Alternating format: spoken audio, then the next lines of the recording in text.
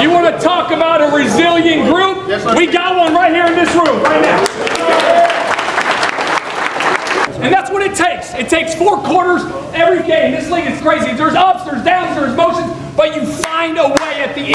And we got another one coming up. Division opponent on the road. We got to go get it. That's what we said. It only took one. It took one last week, and now we got another one. And guess what? Now it's time to go get another one.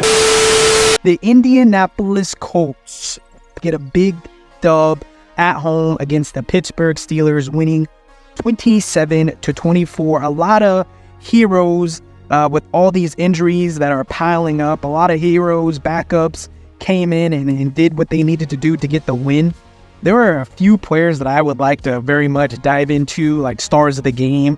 Of course, we got to talk about Michael Pittman. Such a big game to start off the season. We're still starting off of the season. He totaled in 113 yards on 6 receptions. Some catches were just godly in the sense of he has cemented himself as a wide receiver 1. I know the years prior, people were trying to suggest, can he be the wide receiver 1? I already knew he could, but he is showing it right now in front of you. Those 2 explosive plays going for more than 25 yards.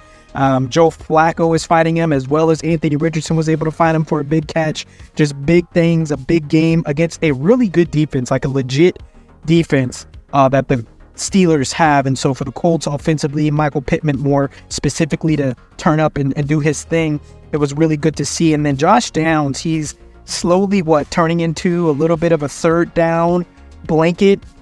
He's already a dude that's shifty, low to the ground, good speed, so he's already pretty tough to cover. But you can see that Joe Flacco, he always finds these receivers, right? He always finds these receivers that are his escape valves for him. In New York, it was Elijah Moore. You start seeing Elijah Moore kind of break out a little bit with the New York Jets when Joe Flacco was there. It looks like he's having that same type of connection with Josh Downs. And like I said, Josh Downs, he left the game with 8 receptions, 82 yards, and he got in the end zone. He got the world a touchdown. He had 9 targets, so clearly Joe Flacco's looking for him. He understands his gifts, and he's able to get the ball to him out in space where he can make certain moves and tough catches. So that's great to see for you guys. EJ's speed. The Colts were able to contain that Steelers run-heavy offense, and EJ was just a big pivotal point for it. The successful linebacker flying around the field, making a lot of tackles, making a lot of plays. Speed finished the game with 13 tackles, including 2 for loss. And those 2 tackles for losses were very crucial, very, very crucial. And so it's just good to see him and the defense kind of getting their groove back together, stacking up these wins on a 2-game win streak, got some momentum. And it's just good to see that this defense is still fighting. It's good to see this defense is still fighting, even when their star quarterback and Anthony Richardson goes out, they're still fighting, they're still attacking, they're still going after it. I do not like that the fact that you guys had a 17-point lead on the Steelers and somehow they were able to make it back and make things happen. It was like dang near the entire first half. You guys were up 17-0 on them, so it was very frustrating to kind of watch the Steelers crawl back in, but you were able to make some plays to finish it all out. And like I said, this defense, they're legit. This is the top-ranked defense. If I close my eyes, I can not see many other defenses that are better than the Pittsburgh Steelers, and Jonathan Taylor was able to still do his thing. Did not go over the 100-yard marker, but the beauty that I saw is that I don't know the last time he did not go over 100 yards and you guys still won the game. And so that's a little beauty that I've been seeing with this. You know, he had 21 carries, 88 yards, did get into the end zone, averaging 4.2 yards per carry, had a 21-yard carry as well, which does not happen very often for the Pittsburgh Steelers. So it looks as if this team is definitely clicking on all cylinders, clicking offensively, helping out the defense as well. So a lot of good things with that. So it was just good to see Jonathan Taylor still at full force, even when Anthony Richardson leaves the game. And it's clear that, you know, his shoulder pads are about to get a little bit more heavy, and he doesn't flinch, he doesn't care. And then Grover Stewart, overall, I think it was a great performance by the Colts with the run defense and the running in the middle, and that's exactly where Grover was. Grover was making all types of plays. Najee Harris was not able to get super loose at all. 13 carries for 19 yards. And then Cordell Patterson, he did a little bit better, 6 carries of 43 yards, but we all know Justin Fields, who typically goes outside, so away from Grover Stewart, was able to collect 55 yards on the ground. So that's amazing. You know, this defense has had its woes already super early in the season.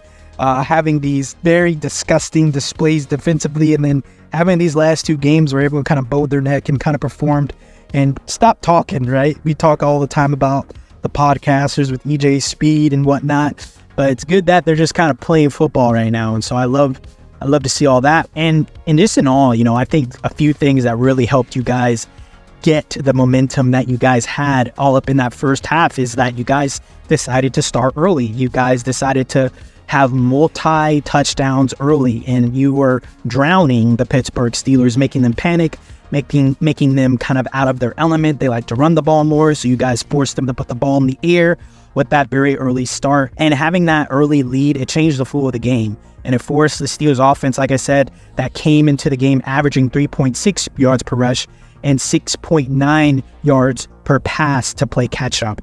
And so that's just good defense all around. That's a good game plan offensively all around, both regards. And so you guys, you let them back in the game. That's unfortunate, but you still left out with the win. And the competitiveness and the time of possession was also something that I picked up on. This is an area where the Colts have struggled mightily through the first few games of the season because you guys have those big explosive plays, but not enough of these certain drives where it's methodical. It's very short passes. It's something to kind of methodically move the ball down the field. You want to take as much time as possible out of the clock. And I think that's what Joe Flacco does beautifully. He's definitely going to be able to ink the clock, get the ball out to short areas for the playmakers to make plays, and just continuously let the clock run while your offense is still in the field. And I think that is a big, big plus. Not saying Anthony Richardson can't do it, but I know that Joe Flacco can do it, and he's done it multiple times. Winning the turnover battle, that was another thing that I got notes on. For the second week in a row, the Colts win the turnover battle.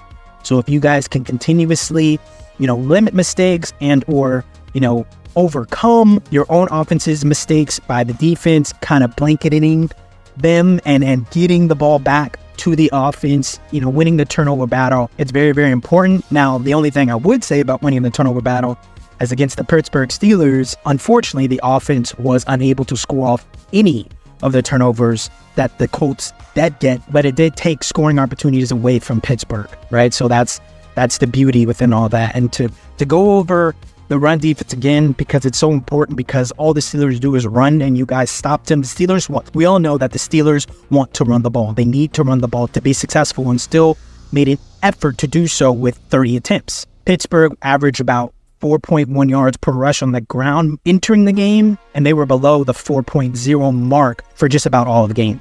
It's been a stark turnaround the last 2 weeks for the Colts run defense, but I'm more than sure with Shane Steichen at the helm, this is a defense that's going to get more confidence, going to have a better feeling and being in certain environments and being in certain situations within the game. So that's beautiful.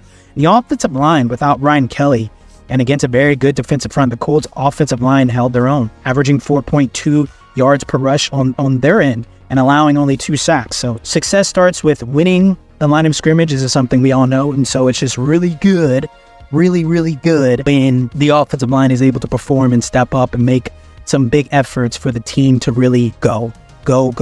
And I personally think the game was over when the Colts got that 4th down stop in the final minutes of the game. A fumble on an errant snap, a pass breakup by Jalen Jones, and a tackle by EJ Speed on Najee Harris eventually put the Steelers in a 4th and 11 situation, at which point Fields threw an incomplete pass. And there we go, Indianapolis Colts win. And I want to know your thoughts. You guys have the Jacksonville Jaguars next week. I'm pretty sure they're 0-4. Yes, they are. They're 0-4. And so this is not the time to lose to a broken, weak, disgustingly ran divisional rival. Do not give the Jaguars their first win of the year when you guys can definitely get up on them and start the season at 3-2. So hope all is honky-dory there. Let me know your thoughts, and do not forget to like, comment, and subscribe.